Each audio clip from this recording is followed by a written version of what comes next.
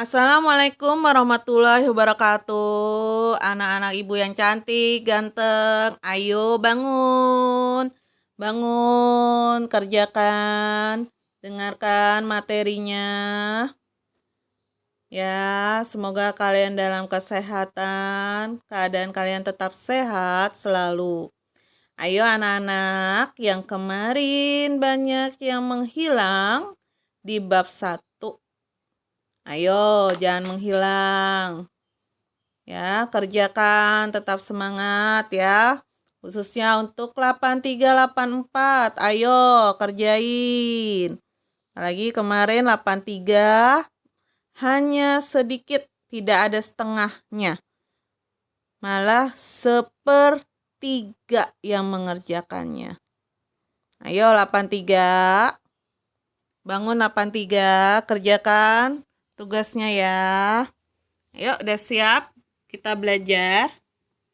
Oke, perhatikan materi ibu karena nanti di pertengahan ibu akan memberikan pertanyaannya. Jadi kalian harus jeli. Oke, sudah siap? Buku tulis kalian? Oke. Kita mulai di materi yang terbaru yaitu bab 2 adalah tentang pengertian teks persuasi. Apa itu teks persuasi?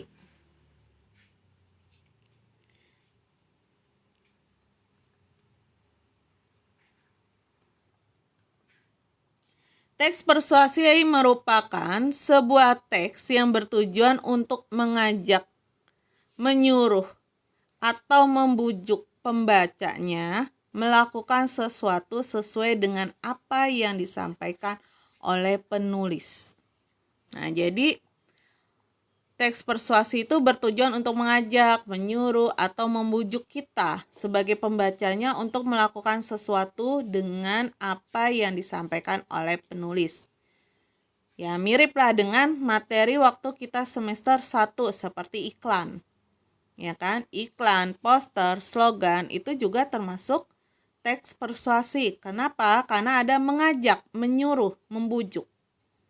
Jadi ada kata ayo, mari, laksanakan. Nah, itu adalah termasuk teks persuasi.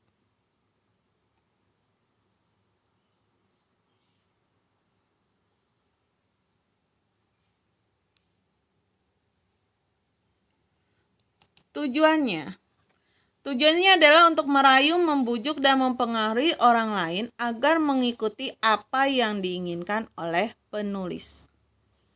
Jadi kalian membuat teks persuasi tujuannya untuk merayu. Seperti kalian membuat iklan. Pastikan merayu, membujuk seseorang untuk membeli produk kalian. Nah, itu juga termasuk teks persuasi. Atau jagalah kebersihan. Berarti kan itu merupakan kalimat persuasi. Ada ajakan, merayu. Ayo kita menjaga kesehatan.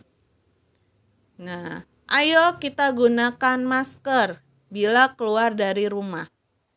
Nah, itu adalah juga termasuk kalimat persuasi.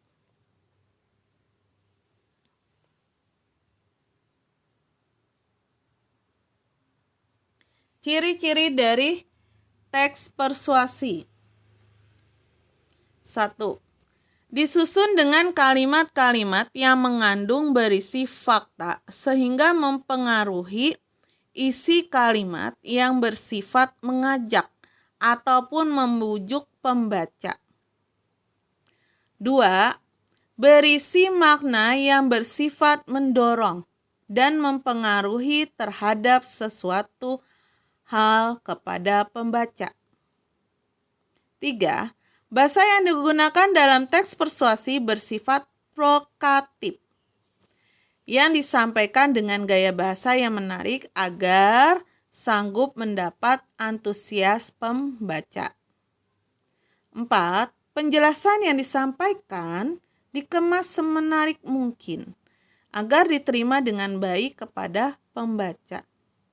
5. Berusaha untuk menghasilkan kesepakatan atau penyesuaian terhadap pandangan penulis yang menghasilkan kepercayaan penulis dengan pembaca. Oke, itu adalah ciri-ciri dari teks persuasi. Jelas ya? Nah, seperti tadi, atau ada kalimatnya, ada kata ayo, mari, laksanakan. Nah, itu adalah termasuk di dalam teks persuasi. Paham ya? Oke. Oke, paham ya? Tadi ada Ibu sedang ajarkan pengertian, tujuan, dan ciri-ciri teks persuasi. Sekarang pertanyaannya. Nomor 1. Ingat, pertanyaan nomor 1. Oke, sudah? Teks apakah yang bertujuan untuk mengajak, menyuruh, atau membujuk pembaca melakukan sesuatu dengan apa yang disampaikan oleh penulis? Teks apakah yang bertujuan untuk mengajak, menyuruh, atau membujuk pembacanya melakukan sesuatu sesuai dengan yang disampaikan oleh penulisnya? Oke, sudah? Nomor 1 sudah? Oke, sekarang nomor 2. Teks apakah yang bertujuan agar pembaca terpengaruh, terbujuk, terayu oleh si penulis? Oke. Paham? Jelas? Oke. Nomor 3.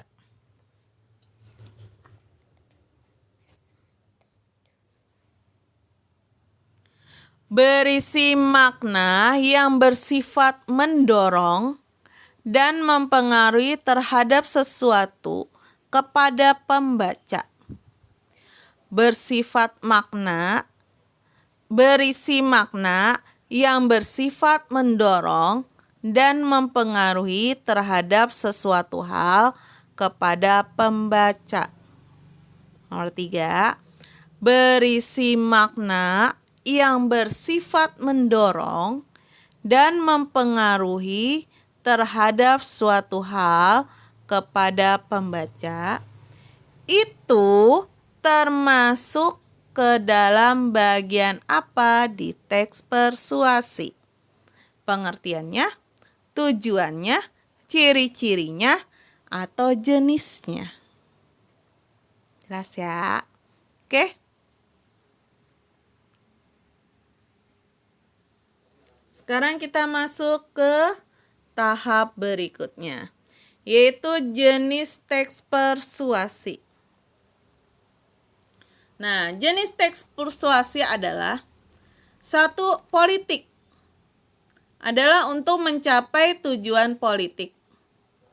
Seperti saat kampanye pemilu, kampanye pemilihan Karang Taruna, itu. Nomor 2, pendidikan. Untuk mempengaruhi tujuannya pendidikan, seperti saat kampanye memperkenalkan sekolah atau tempat les, ya kan, atau tempat privat, ya kan, itu adalah masuk ke dalam pendidikan. Advertensi. Yang ketiga, advertensi untuk memperkenalkan barang atau jasa, seperti memperkenalkan produk makanan, minuman, tempat wisata, tempat servis, ya kan, tempat cuci kendaraan, itu seperti itu. Yang keempat, propaganda untuk menyampaikan informasi yang bertujuan agar mempengaruhi pembaca, seperti apa? Majalah dan surat kabar.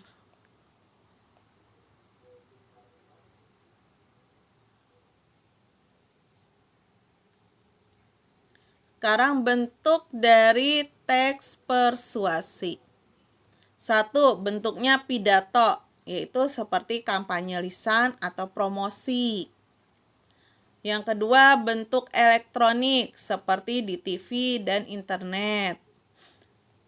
Bentuk tulisan seperti iklan selembaran, ya kan? Nah, itu adalah bentuk teks persuasi. Oke? Sudah paham kalian? Oke, untuk soal nomor 4, soal nomor 3, itu nanti kalian ada sebuah teks. Nah, itu termasuk teks persuasi apa? Jenis teks persuasi apa? Ya kan? Nomor 3 ada sebuah teks. Nanti termasuk jenis teks persuasi apa? Nomor 4 itu sama, ada sebuah gambar. Nah, itu termasuk jenis teks persuasi apa? Paham ya? Jelas? Paham? Oke. Semoga kalian paham penjelasan dari Ibu. Ya, ingat kerjakan baik-baik, sungguh-sungguh. Dikarenakan nanti bila kalian nilainya 0, maka nanti Ibu akan menghubungi wali kelas kalian untuk meminta mengerjakan kembali tugas kalian. Jelas? Karena nilai terkecil adalah 2. Kalau 0 berarti kalian harus mengerjakan kembali. Oke? Kalian untuk pelajaran bahasa Indonesia ada 2 absen, yaitu absen kalian melihat video. Yang kedua adalah absen link.